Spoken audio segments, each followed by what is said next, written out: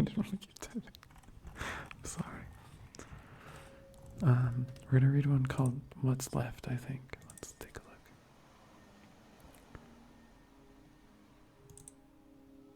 Yeah, this sounds interesting. This one's called What's Left by Claire Lindsey.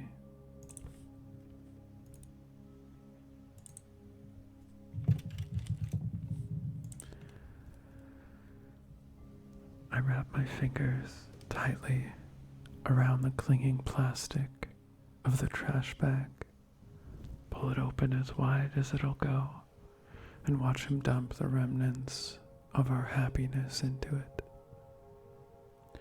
His large arms twist and flex unnecessarily as he shovels hors d'oeuvres and scraps of entree into the bag.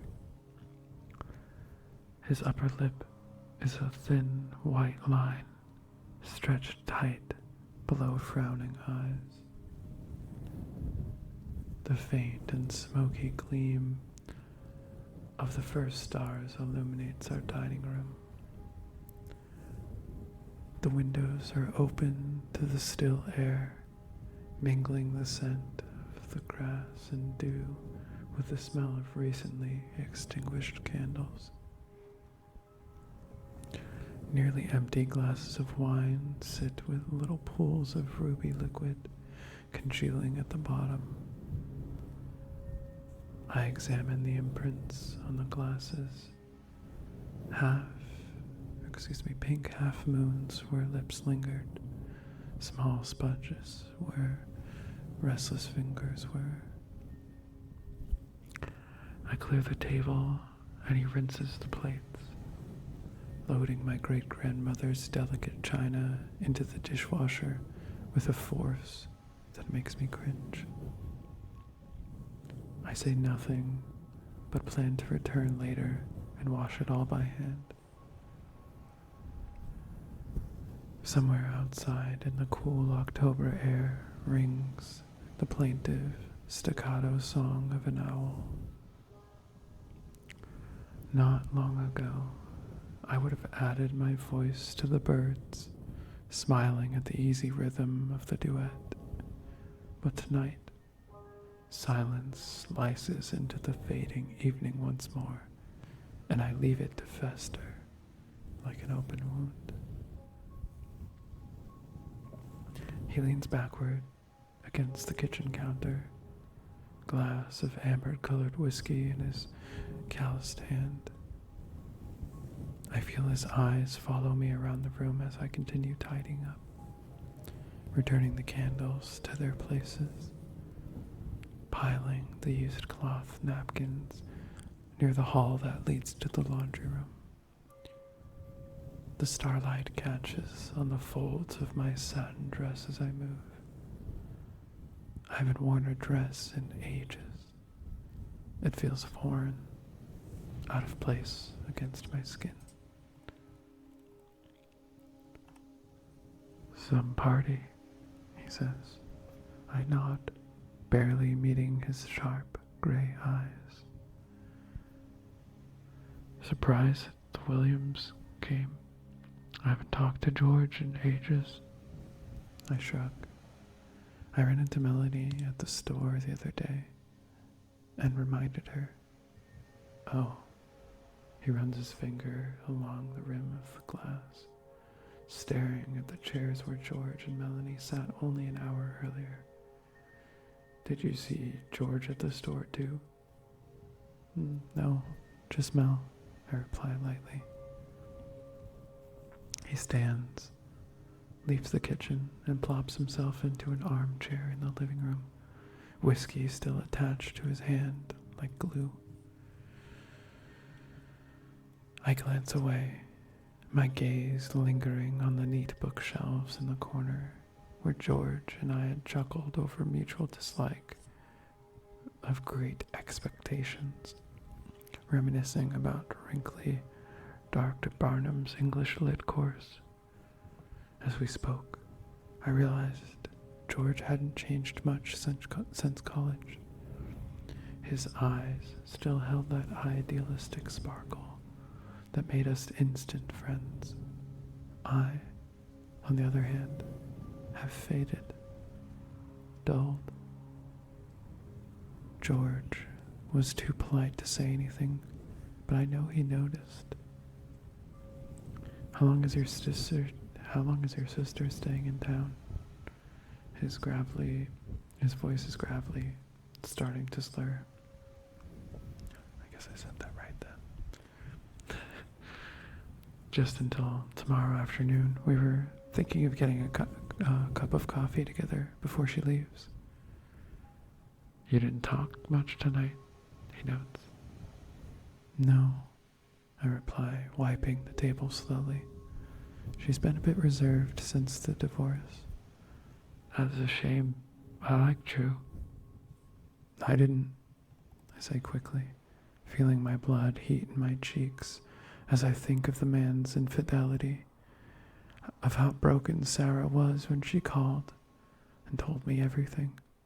I never did.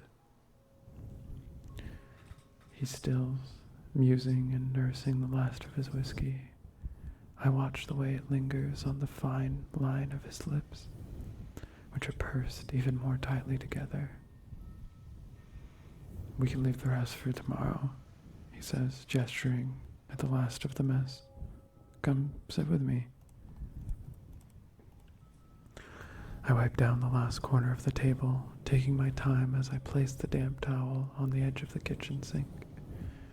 I straighten the hem of my silvery dress, imagining for a moment that it is armor, cold and heavy and safe. When I approach, he pulls me into his lap with one hand and rests his chin on my taut shoulder. His face is hot, burning against my skin. Happy anniversary, he whispers, wrapping his free arm a little too tightly around my waist.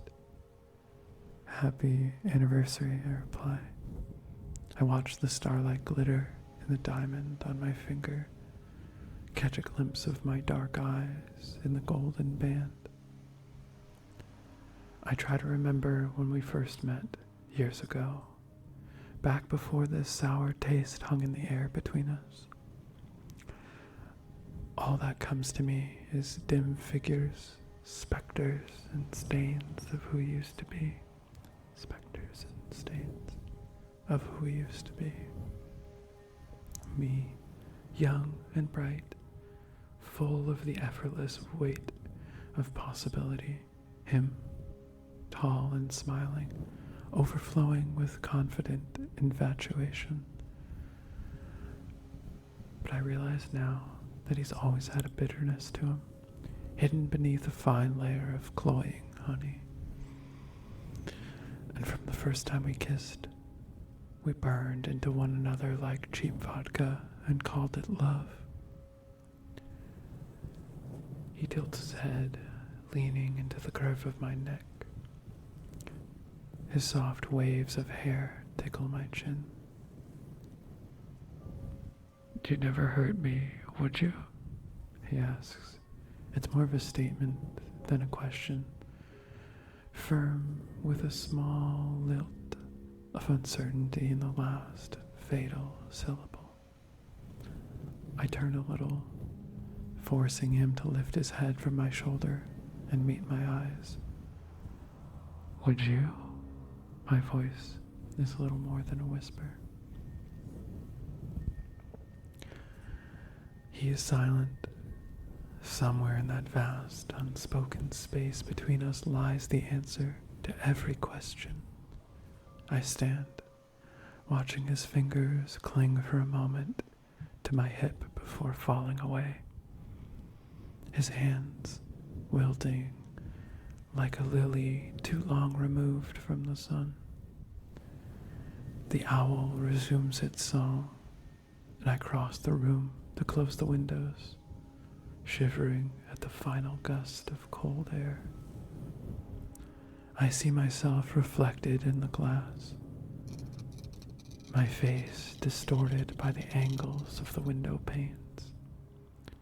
His figure is little more than a streak of color in the reflection, distant and unremarkable.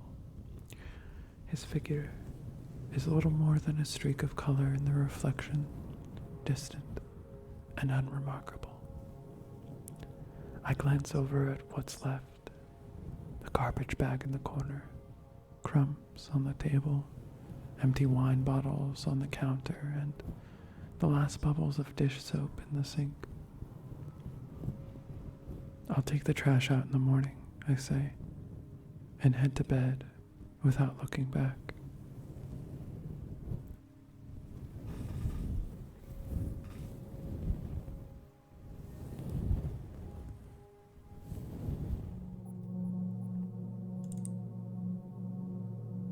Let's try this one instead. We'll try ripples and raindrops. Ripples, ripples and raindrops. This is the one we're gonna do.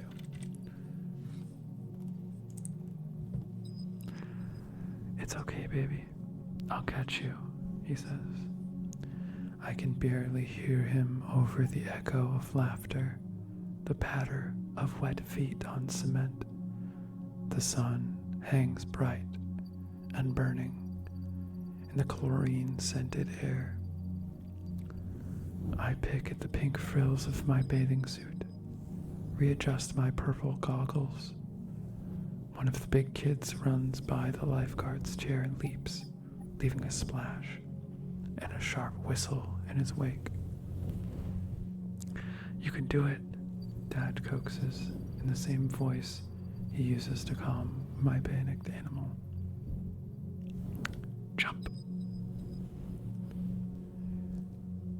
My heart pounds. I'm afraid. Not of the water itself, or even that he will drop me. I'm afraid of opening my eyes and finding myself in another world, one without oxygen, floating in refracted light. I jump anyway, forgetting to hold my breath. Water splashes around us, cold and smelling strongly of chemicals. He lowers me slowly into it, calloused hands under my thin arms, smiling.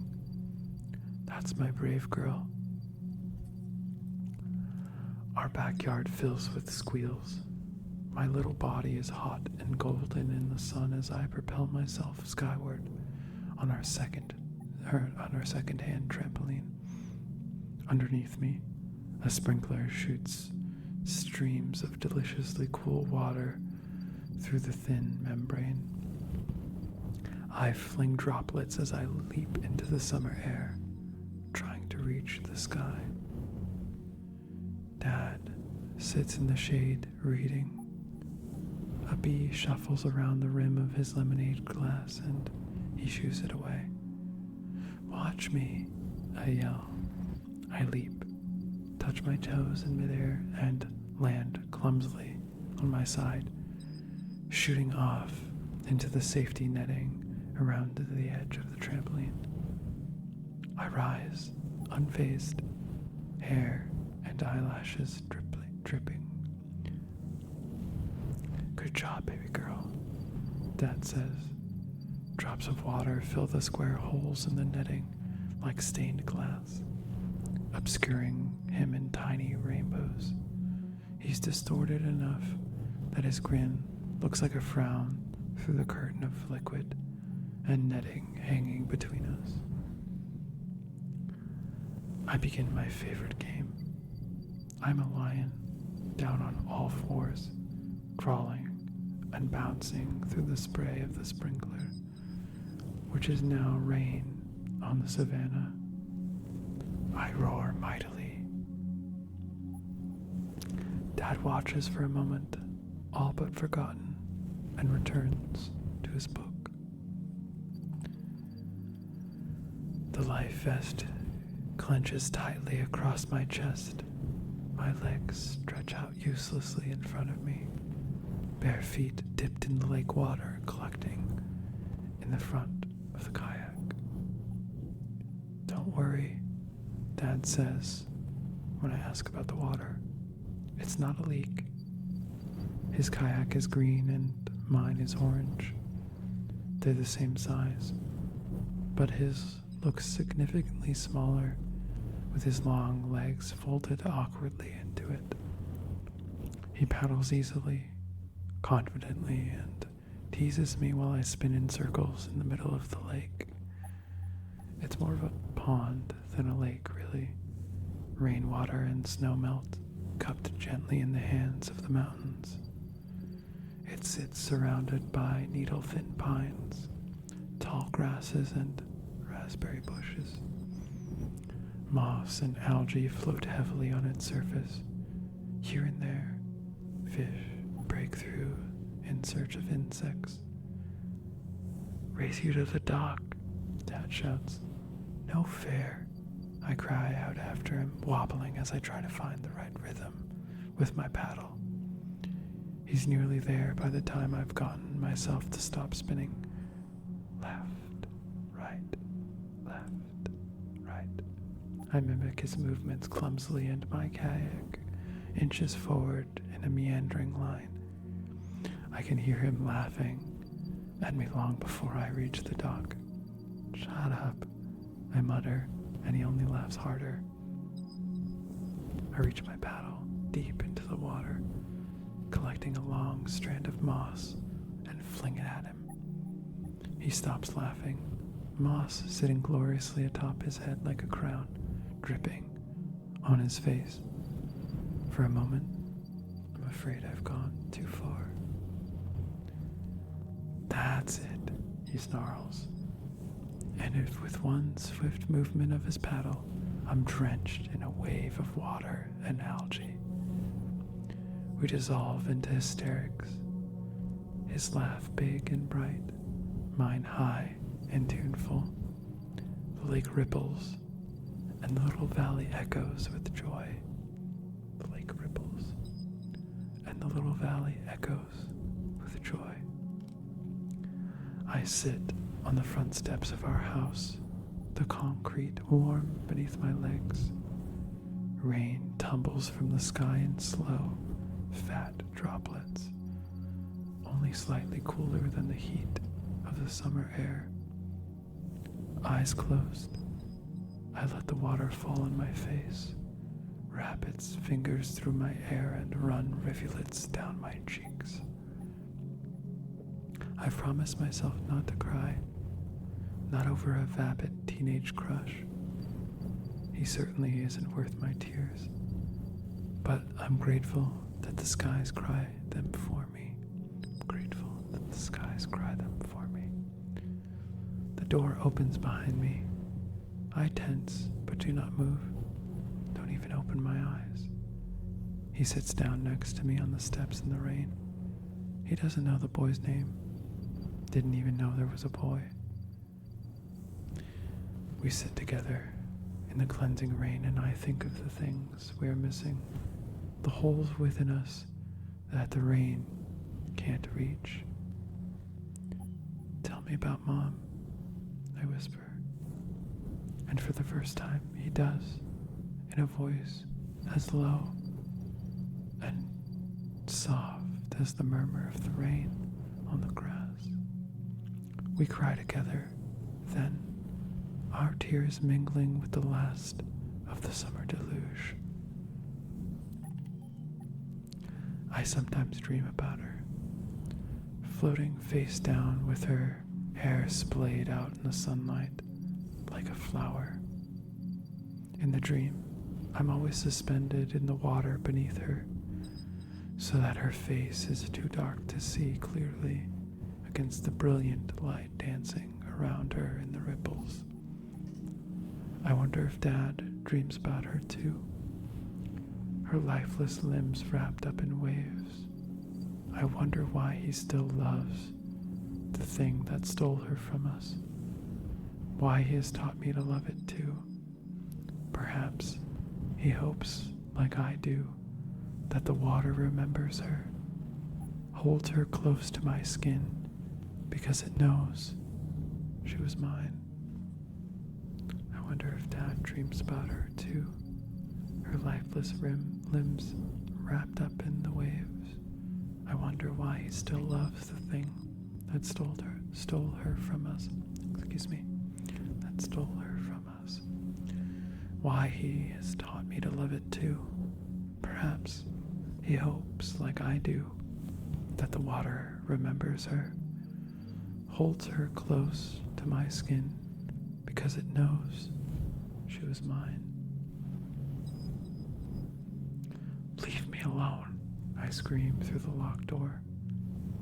I hear him walk away, his footsteps heavy and helpless. The letter flutters from my hand to rest by my feet. My eyes swim and blur the words written there, the words that shattered me. We regret to inform you that we cannot offer you admission. We appreciate your interest. So many fine applicants. Leave me alone, I scream through the locked door. I hear him walk away, his footsteps heavy and helpless. The letter flutters from my hand to rest by my feet. My eyes swim and blur the words written there. The words that shattered me. We regret to inform you that we cannot offer you admission. We appreciate your interest. So many fine applicants. You will tell me what I don't want to hear. There are other colleges, other programs. It'll work out. I don't have to attend Mom's alma mater, even though I dreamed about it for years. In time, I know I will tell myself this too, and life will go on. For now, I crumple into myself and let the disappointment drag me under, out into the sea of doubt. I do not know how long I wallow in grief for the future I had envisioned. When I do emerge, he hugs me and offers a sympathetic smile. Outside, snowflakes cling to the window, melting against the vague warmth of the glass. Lucia Dell 7. Thank you for the love. Thank you for the love, my friend.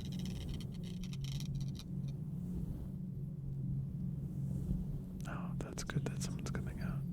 Good that someone's coming out. We walk slowly through the sand, my arm linked through his.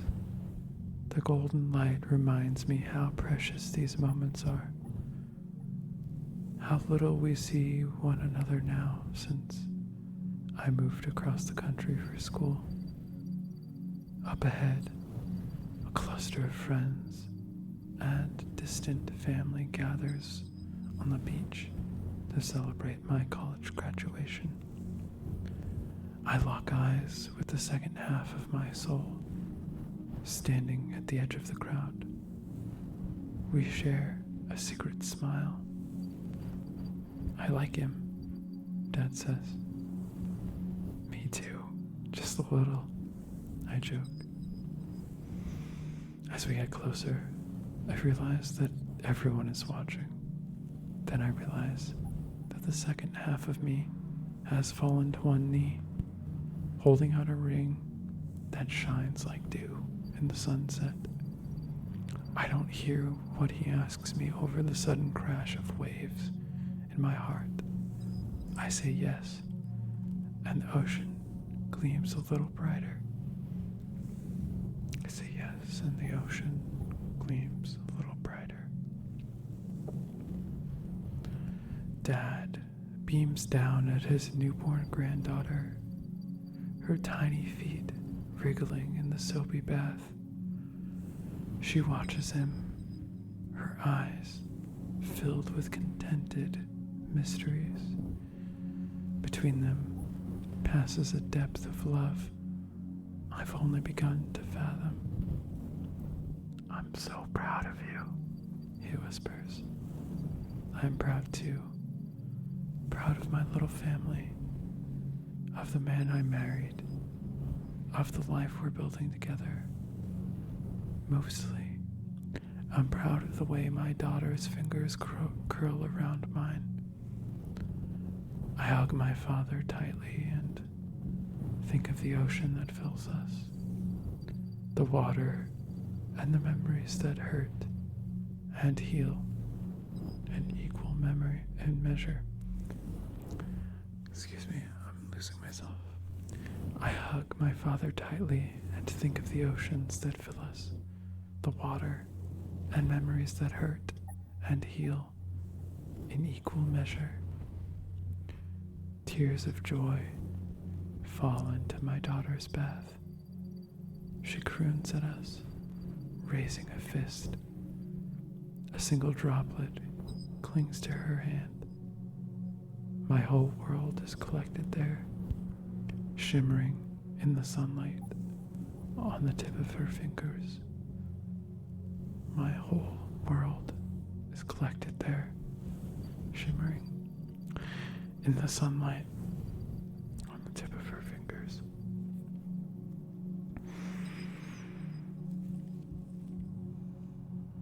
Yeah, I'm very close to tears as well. That last part really got me.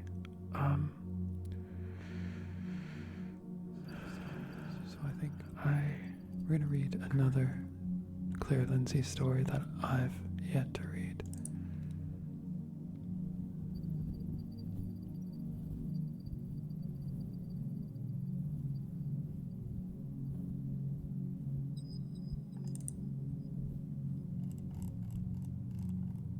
This sounds interesting.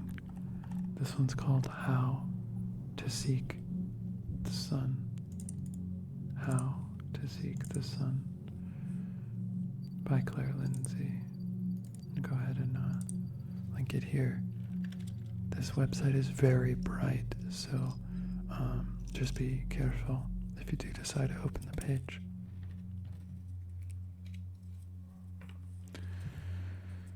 Let's see.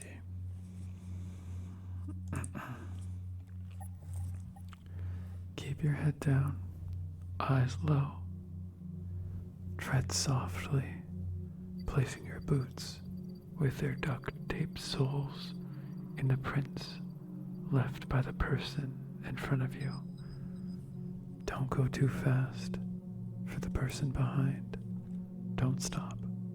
Don't look back. And don't look up. Keep your head down. The wind is strong enough to pull you off course if you let it. The wind carries things with it. Dust that grits up in your eyes and your mouth, a reminder of where you came from and where you will return. Rain occasionally, not the kind you turn your face up for, lips open and soft as petals. This rain stings and bites. Sometimes, if you listen closely, you can hear voices in the wind. They ring out for miles, cries for help, songs of hope, screams of anguish, and whispers of love. After a while, it all sounds the same. No matter what the wind brings, keep your head down. Eyes low. Do your best not to look around. This way, you can picture the world as it was, not as it is. You can picture fields of flowers, corn ripening in the sun, mountains and rivers, and the moon caressed the ripples where the ocean met the shore. Eyes low, so you don't have to see what the world has become. Tread softly. The man in front of you is old, his skin wrinkled by time and leathered by the sun. His footsteps are uneven, the left one always drags a bit. He's taller than you, so you have to stretch to place your boots in his footprints. You've never seen his face, but you can picture it. Golden brown eyes that were warm and twinkled once, a mouth that droops ever so slightly on the left side, which you'd only notice if you'd really looked. A scar just to the right of his nose. He talks to you sometimes. His voice is jagged, like roughly broken pieces of slate. He doesn't talk about himself much, but he tells you stories. Your favorite is the one about where the sun came from and where it went. It's very different every time. You are very lucky, and he is in a good mood. He sings, just a hum, really, with the few words that he remembers snuck in like a prayer. He isn't very good, but you can tell he used to be. You like to imagine him on a stage somewhere a long time ago, an old acoustic strapped to his back, crooning with whiskey on his breath into a microphone. And the room is quiet, and the world is full of everything good. Tread softly so you can hear the singing. Don't go too fast. The girl behind you is young, too young for all of this. She doesn't tire easily. She's tough. You think that she will probably last the longest. Maybe she will survive. Her face is usually covered with a red paisley cloth. She has dark skin, rich and lush as the earth used to be. It reminds you of home, and you don't look back at her. You talk to her sometimes, but not often. You tell her the stories the old man told you, but never as well. The endings always peter out in some unsatisfactory manner, and you feel guilty for this. She deserves a good ending. She has a laugh that makes you think tomorrow you might actually get to where you're going. She makes you forget the cold. She told you once that she doesn't really remember life before. She remembers a man, probably her father, tossing her towards the clouds while she squealed, and she can vaguely recall the taste of oranges, the way the peel stuck between her fingernails when she broke into them, and how the scent lingered there for hours. When she talks about things from before, it's like they're happening all over again. Like she could fix things just by remembering how the world used to be. And you found that you love her like a sister, the same way you cherished the warmth of the sun on your face.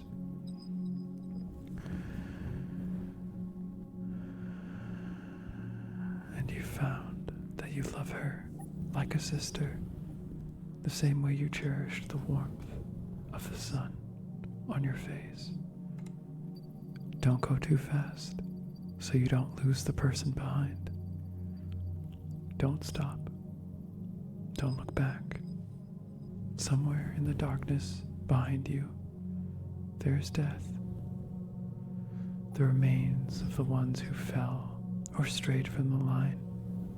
You loved some of them, tolerated a few, just like family. You found them, or they found you, and you walked together. You lost track of the miles, of the names, a long time ago. There was a man who smelled of the ocean and asked too many questions. A young boy who used to run from the front line to the back, carrying messages and water and a hopeful smile. There was a woman who was missing one of her front teeth that you could fix anything, or that could fix anything, excuse me. There was one woman who was missing one of her front teeth that could fix anything.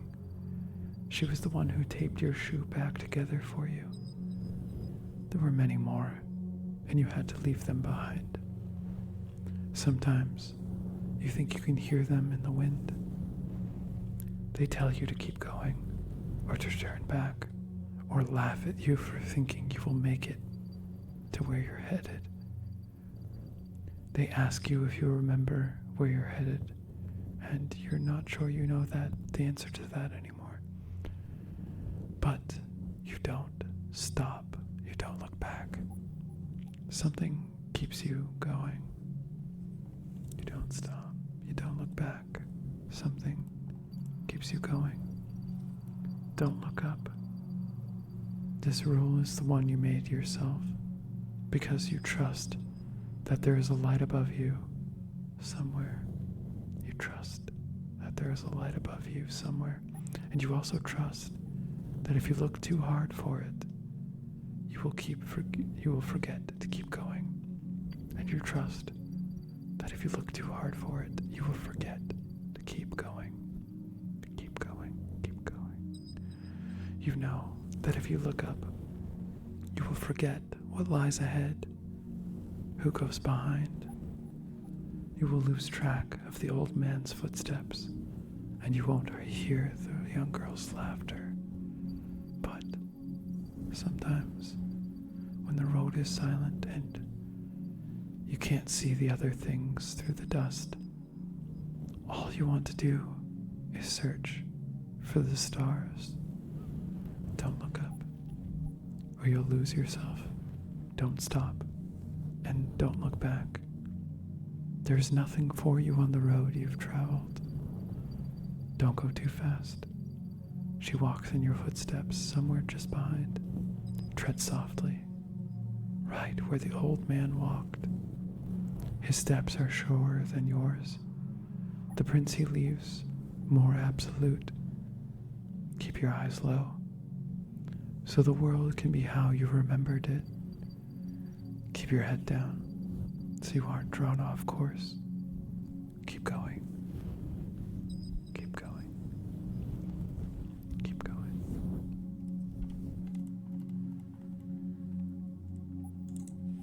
That was absolutely beautiful. I loved that story.